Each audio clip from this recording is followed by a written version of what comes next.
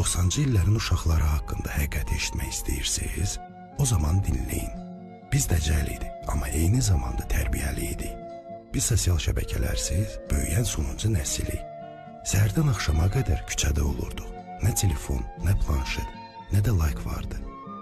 Evə qayıtma vaxtını zəng yox, ananın pəncərədən səslənməsi bildirirdi. Biz duyğulu filmlərlə və insani dəyərlərlə böyümüşük.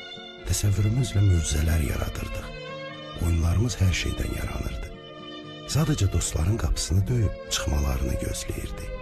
Gecələmələr isə bizim üçün əsl macəra idi. Dünya daha rəngarəng, daha canlı idi.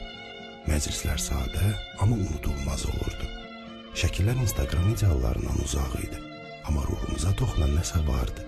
Biz telefonsuz gülür, qaçır, oynayırdıq. Daim bildirişlər olmadan. O vaxt panik atak nədir? Demək olar ki, heç kim bilmirdi. Sadəcə deyirdilər, zəif olma. Biz xırda şeyləri sevməyə bacarırdıq və bəlkə də bunu bacaran sonuncu nəsil biz idik.